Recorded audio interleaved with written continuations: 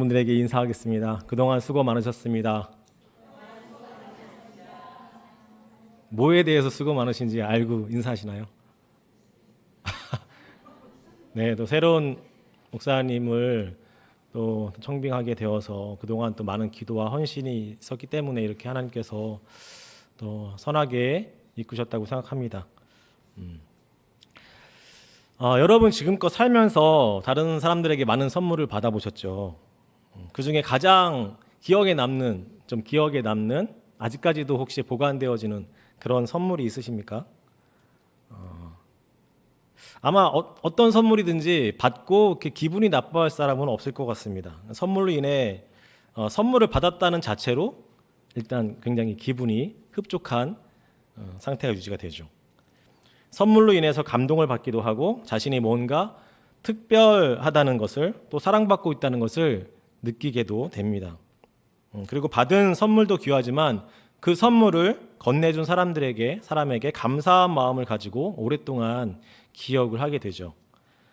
그런데 그 선물을 짐처럼 생각하는 사람들도 간혹 있습니다. 굳이 필요 없는 선물을 받았을 때 이거 어떻게 해야 되나? 이거 버릴 수도 없고 이거 쓸모도 없는데 어떡하지? 이런 경우가 간혹 있기도 하죠. 혹시 여러분 난을 선물 받아본 적 있으십니까? 난을 제대로 알고 그 귀함을 아는 사람이 난을 선물 받으면 굉장히 감사하고 기분이 좋겠죠. 하지만 관심도 없는 사람에게 난을 선물한다면 그렇게까지 기쁨을 얻거나 가치 있게 생각하지는 않을 것입니다. 평소에 난에 대해 애정과 관심이 없었기 때문입니다. 아무리 비싼 난이라도 그것에 대한 소중함과 기쁨을 누리지 못한다면 싸구려 화분 하나보다 못하게 여길 수도 있습니다. 오늘 본문 8절에서는 세 가지의 선물이 나옵니다. 어떤 선물이 나옵니까? 은혜라는 선물과 또 믿음이라는 선물, 또 구원이라는 선물이 나옵니다. 그래서 하나님이 주신 선물이라고 합니다.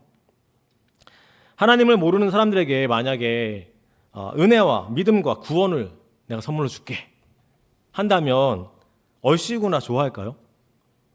하나님을 한 번도 들어보지 못한 사람에게 말 자체도 어려운데 보이지도 않는 건데 돌아오는 답은 너나 가져라 하든지 차라리 돈으로 줘. 차비나하게 돈으로 줘. 아마 이럴 수도 있을 것 같습니다. 왜요? 그 가치를 잘 모르기 때문입니다. 눈에 보이지 않고 뭔가 지어지지 않기 때문에 그 만족을 누릴 수 없기 때문이죠. 하지만 그리스도인들에게는 어떻습니까? 사실 은혜와 믿음과 구원이라는 것은 최고의 복된 선물 아니겠습니까?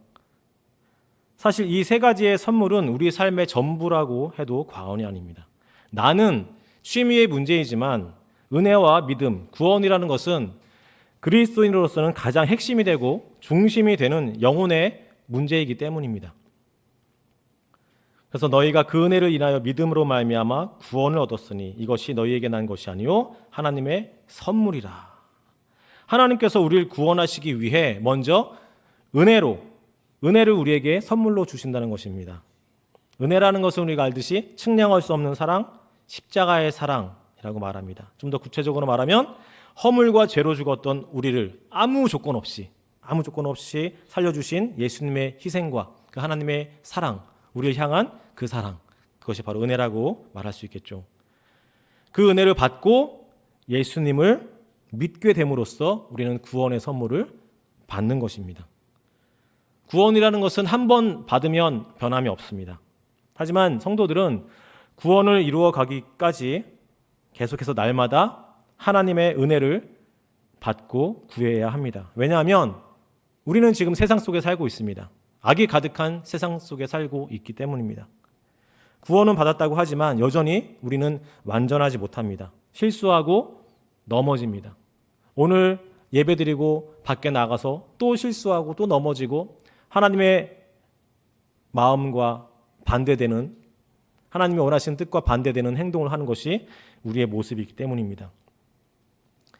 하나님께로부터 여러분 은혜를 받을 때 여러분은 어떤 감정과 표현, 어떤 기분이 드십니까? 그리고 은혜를 받으면 어떤 현상들이 나타날까요? 혹시 사우나 좋아하십니까? 사우나 자주 가십니까? 요즘은 집에서도 그 시설이 잘 돼 있어가지고 굳이 뭐 목욕탕 같은 데는 안 간다고 하는데, 저 어릴 때는 정말 여러분, 어린 시절 목욕탕이 동네에 하나씩은 있었던 것 같은데, 지금은 누가 와서 물어보면 목욕탕 근처에 목욕탕 어디 있어요? 그러면 정말 찾아보기 힘든 게 목욕탕 같습니다. 사우나도 보기가 좀 쉽지 않은 것 같습니다. 24시 불가마 이런 데는 좀 많아졌는데 목욕탕은 흔치가 않은 것 같습니다. 저는 개인적으로 자주 가는 편은 아니지만 가면 그 사우나 샤워기 앞에 서는 것을 되게 좋아합니다. 왜냐하면 집에서 나오는 수압은 그렇게 세지 않거든요. 근데 목욕탕에 그 샤워기 앞에서 서면 밸브를 돌리는 순간 그 강력한 수압 앞에서 그 물줄기를 맞는 게 너무 기분이 좋은 거예요. 그 강력한 물줄기가 온몸을 덮어버리는 그 기분이 참 좋습니다. 그래서 몸에서 이 느껴지는 찝찝함과 그 더러운 것들이 전부 다 씻겨나가는 기분도 들고 온몸을 이렇게 안마해주는 듯한 느낌도 받기 때문입니다. 그래서 스트레스도 어느 정도 좀 해소가 되고 날아가는 기분이 들기 때문에 그 자리에서 한참을 서서 샤워를 하는 것을 좋아합니다. 이처럼 저에게 하나님의 은혜도 이와 비슷한 것 같습니다. 말씀을 듣고 있는데 마음 안에 굉장히 뜨거움이 생기는 그런 순간, 수련회 가서 하나님과의 깊은 교제와 만남을 가졌을 때의 그 기분, 기도하는 가운데 생각지도 않게 하나님께서 계속 쏟아붓게 해주시는 그런 눈물, 찬양하는 가운데 정말 성령의 임재가 뜨겁게 경험되어질 때, 샤워기에서 나오는 그런 강력한 물줄기처럼 때로는 시원하게 또 때로는 뜨겁게 내 영혼의 한가운데 하나님의 은혜가 부어지는 것을 경험합니다. 은혜를 받으면 어떻습니까? 딱딱했던 마음들이 좀 말랑말랑해지지 않습니까? 은혜를 받으면 죄가 생각납니다. 그동안 지었던 죄들이 막 생각나면서 하나님 앞에 토해내게 됩니다. 그 죄책감으로 눌려있던 마음이 좀 가라앉게 됩니다. 은혜를 받으면 하나님이 주시는 감격 때문에 주체할 수 없는 눈물이 나기도 합니다. 은혜를 받으면 하나님께서 온몸으로 날 감싸 안아주시는 듯한 따뜻함과 평안함이 있습니다. 그래서 하나님이 주시는 은혜를 받고 누리는 사람은 그 기쁨을 알기 때문에 더욱 그 은혜를 사모하게 되는 것입니다. 여러분에게도 이런 다양한 은혜를 앞으로 예배 가운데 또 찬송 가운데 기도 가운데 삶 가운데 가득하게 소망합니다. 그런데 이 세 가지 은혜와 믿음과 구원, 이 가운데 왠지 믿음은 힘쓰고 애써야 되는 것이 아닌가 하는 사람들이 그것을 막 그렇게 말하는 사람들이 간혹 있습니다. 그렇게 생각할 수 있지만 믿음 또한 하나님께서 주시는 것입니다. 로마서 17장 오늘 읽었던 로마서 17장 10장 17절 말씀에 믿음은 들음에서 나고 들음은 그리스도의 말씀으로 말미암았느니라라고 말씀합니다. 그리스도의 말씀은 무엇입니까? 바로 성경입니다. 하나님 말씀, 하나님은 곧 말씀이고 말씀은 곧 하나님이십니다. 예수님 또한 우리는 하나님이십니다. 우리가 하나님 말씀을 들을 때 하나님께서는 은혜를 부어주시고 그로 인해 자연스럽게 믿음이 생겨나는 것입니다. 믿음이 견고해지는 것입니다. 그래서 믿음을 우리의 노력이 아닌 하나님께서 부어주시는 선물이라고 말할 수 있습니다. 고로 은혜도 선물이고 믿음도 선물이고 구원도 하나님의 선물인 것입니다.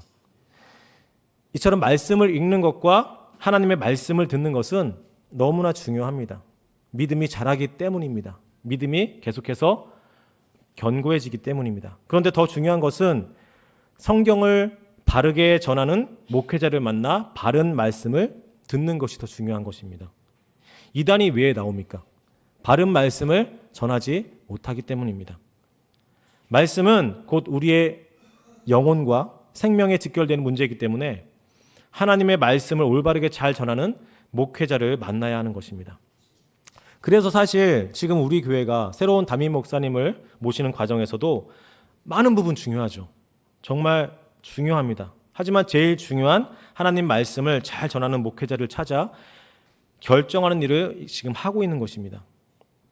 또 한 번의 설교로 우리 성도님들이 알 수 없기 때문에 또 계속해서 6개월 동안 전부터 성도들이 함께 모여 기도하고 또 청빙위원회에서 알아보고 애쓰고 힘쓰고 기도하고 지혜를 구하고 하는 것들이 바로 이런 것 때문이 그렇죠. 서로 한 마음이 되어 바른 선택을 할 수 있기를 위해서 우리 모두가 하나님 앞에 힘쓰고 있는 것입니다. 그래서 이제 뽑혀진 새로 오신 목사님, 어쩌면 하나님께서 우리에게 주시는 특별하고 귀한 또 하나의 선물이 되는 것입니다. 또 하나님께서 우리에게 주시는 선물이 또 있습니다. 바로 성령님이십니다. 예수님께서 죽음에서 부활하신 뒤에 하늘로 오르시면서 내 대신 보혜사 성령님을 너에게 보내주시겠다고 약속하셨습니다. 예수님을 떠나보낸 제자들 마음은 어땠을까요? 한편으로 굉장히 막막하기도 하고 또 두렵기도 했을 것입니다. 하지만 제자들은 부활하신 예수님을 경험한 뒤에 그전에는 많이 실수도 하고 배신도 했지만 그 예수님께서 살아나신 후에 그 뒤로부터는 달라진 모습들을 많이 보였습니다. 그래서 제자들은 날마다 함께 모여 기도하기에 힘썼고 그런 가운데 성령께서 각 머리 위에 뜨거운 불길로 임하는 것들을 경험했습니다. 그들은 성령의 충만함을 받은 뒤에 그들이 가는 곳마다 복음이 전해지게 되었고 옥에 갇혀 있어도 옥이 풀리는 그런 기적이 일어나기도 합니다. 또 많은 사람들이 그 부활하신 예수님을 영접하고 그리스도로 인정하고 많은 수천 명의 사람들이 하루아침에 그렇게 일어나기도 합니다. 성령께서 그들 가운데 임하셨기 때문에 성령의 능력이 가는 곳곳마다 나타나게 되는 것입니다. 왜 교회들마다 초대교회로 돌아가자고 합니까? 그곳에서 그들은 함께 모여 기도했고 서로의 것을 나누고 서로 돌보며 뜨겁게 사랑했고 또 예수님으로 가득 차 있었고 성령이 충만하여 복음의 능력이 나타났기 때문입니다. 이전 것은 지나갔으니 보라 새 것이 되었도다. 고린도전서 5장 17절의 말씀처럼 우리가 낡은 것은 버리고 썩은 것은 도려내고 예수 안에 하나 되고 성령의 충만함을 위해 기도하고 더욱 힘써 서로를 사랑하는 그런 이제 시작점이 되어야 할 것입니다. 또 하나의 선물을 하나님께서 주셨습니다. 바로 교회라는 공동체입니다. 만약 교회에 함께 모이는 성도들을 비교의 대상으로 여긴다면 어땠을까요? 굉장히 삭막했을 것입니다. 그러나 성도 한 사람 한 사람을 하나님께서 내 옆에 붙여주신 소중한 선물이라고 생각한다면 너무나 아름다운 교회가 될 것입니다. 여러분 한번 살짝 보십시오. 선물 같아 보입니까? 선물 같아 보이시는 분들은 아멘 한번 해보십시오. 네. 저는 사실 교회 올 때마다 늘 그 아름다운 꽃의 선물을 받습니다. 모르셨죠? 제가 들고 다니질 않아서 앞에 보이는 꽃 보이십니까? 저는 매주마다 바뀌는 이제 이 강단 위에 꽃을 볼 때마다 선물을 받는 느낌입니다. 금요일 날 오면 이제 찬양 준비하면서 새로운 꽃이 딱 진열되어 있거든요. 그러면 항상 놀라는 것이 야 어떻게 이렇게 그 꽃 하나로 많은 변화가 있을까? 어쩜 이렇게 예쁘게 꾸미고 그냥 하나의 드라마처럼 영화처럼 너무 그 감동을 한 주에 한 번씩 받아 누립니다. 또 많은 선물들이 있죠. 오랜 세월 변함없이 마음의 울림과 평안을 주는 올겐 연주를 들을 때마다 저는 정말 그 연주가 늘 이 가슴팍에 박히면서 선물처럼 다가옵니다. 그래서 가끔 집사님에게 표현도 하지만 너무나 감사한 거예요. 어디 가서 저렇게 아름다운 연주를 우리가 듣겠습니까? 또 성가들을 보면서도 마찬가지죠. 그 수고와 헌신을 통해 매주마다 은혜로운 찬송을 통해 우리가 은혜를 함께 누립니다. 큰 선물을 받습니다. 또 금요기도에 빠지지 않고 참석하셔서 저와 함께 어려운 곡을 묵묵히 열심을 다해서 소화해 가시는 최선을 다해서 찬양하시는 우리 권사님들, 너무나 든든하고 귀한 선물이죠. 또 몇 안 되는 주일에 모이는 우리 유초등부 아이들 보면서도 너무나 귀하고 정말 예쁘고 선물 같은 존재입니다. 제 자식은 아니지만 꼭 주일에 그 보면 늦게 오거나 안 오면 너무 애탄 거예요. 왜 안 왔을까? 또 전화해 보면 또 뭐 아파서 못 왔다 뭐. 예. 그 몇 안 되는 아이들이 너무나 귀해 보이는 겁니다. 너무나 사랑스럽고. 또 여긴 지금 안 계시지만 어떻게든 교회에 출석하시기 위해서 힘든 몸을 이끄시고 먼 곳에서 오시는 이기호 장로님을 보면서도 저는 참 뵐 때마다 큰 산을 얻는 느낌, 선물을 얻는 느낌이 듭니다. 그냥 뵙기만 해도 좀 든든한 마음들이 좀 있습니다. 또 요즘 우리 교우들과 식사를 하면서 많은 얘기거리가 있습니다. 뭐냐면 점심을 이렇게 먹으면 그냥 대접을 받는다는 느낌을 들 정도로 맛있게 점심을 해주시는 우리 권사님들, 집사님들. 늘 메뉴도 다르고 풍성하고 맛있다는 말씀들을 많이 하시죠. 이 또한 우리에게 큰 선물입니다. 그 외에도 새벽마다 기도하시는 집사님, 권사님들, 주차 봉사하시는 장로님, 집사님들, 또 매주마다 지하 쪽방에서 재정을 관리하시고 개수하시는 장로님과 집사님들, 또 청년들, 교사들, 목장과 목원들, 가장 어른이신 권사님부터 가장 막내인 유치부 아이들까지 어쩌면 하나님께서 보내신 모두에게 선물과 같은 그런 사람들입니다. 9절에 보면 행위에서 난 것이 아니니 이는 누구든지 자랑하지 못하게 함이라. 네, 우리 모두는 하나님의 은혜를 받은 사람들이기 때문에 이 자리에 특히 이 오후 예배까지도 나와 있는 분들입니다. 나의 능력으로 행함으로 구원을 받거나 재능을 받은 것이 아니기 때문에 드러내거나 자랑을 하지 말아야 하는 것이죠. 오직 우리를 구원하신 그 하나님의 은혜만을 자랑하는 우리가 되어야 합니다. 오늘 우리가 누리고 있는 것들 내가 잘나서 혜택을 얻는 것이 아니죠. 교만한 마음을 버려야 우리는 더 행복해질 수 있습니다. 우리의 한 끼 식탁만 잘 들여다봐도 알 수 있습니다. 쌀 한 톨에는 농부들의 그 수고뿐만 아니라 쌀을 도정하거나 배달하는 노동자들의 땀과 수고가 있습니다. 또한 우리가 만들지 못하는 이 비와 햇살 그리고 바람 모두가 하나님께서 허락하시니 가능한 일입니다. 그렇게 생각하면 우리는 정말 절로 겸손해지고 감사로 충만해질 수밖에 없습니다. 아무리 집사님이 연주를 잘해도 저 올게를 만드신 분이 없다면 그 연주는 우리가 평생 들을 수 없게 되는 것입니다. 각자에게 주신 은사도 재능도 하나님께서 그 사람에 맞게 합당한 것으로 모두에게 주셨습니다. 그러기에 우린 자랑이 아닌 겸손하게 기쁜 마음으로 다른 이들에게 선물이 되어야 합니다. 표현이라는 선물로, 또 격려라는 선물로, 용서라는 선물로, 감사라는 선물로, 또 위로라는 선물로, 기도라는 선물로, 부서를 찾아가 맛있는 간식이 담긴 선물로 서로에게 힘이 되는 우리 교회가 되었으면 좋겠습니다. 우리 모두는 하나님의 은혜로 믿음을 통하여 구원을 선물로 받은 사람들입니다.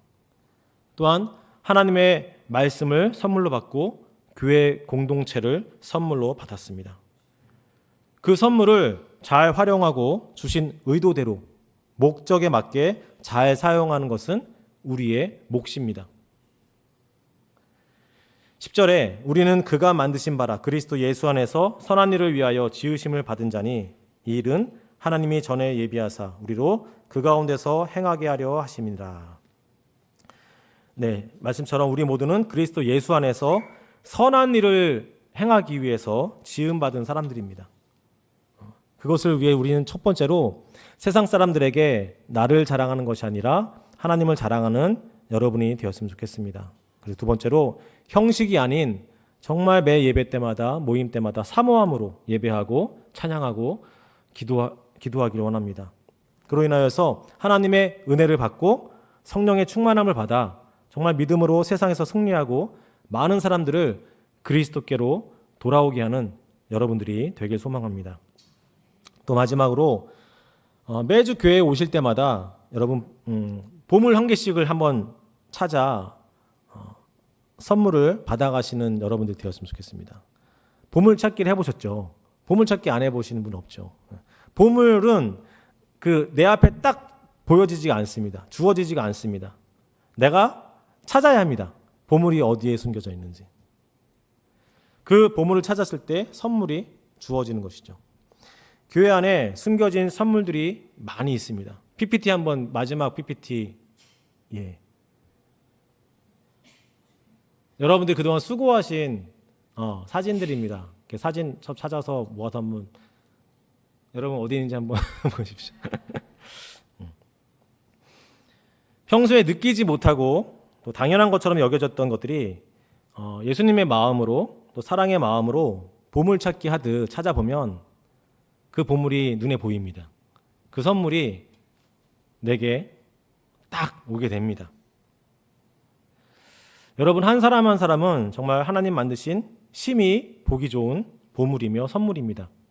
서로가 서로에게 보물이 되어지고 선물이 되어져서 끊임없이 사랑할 때 예수 안에 선한 일을 힘있게 감당할 수 있습니다.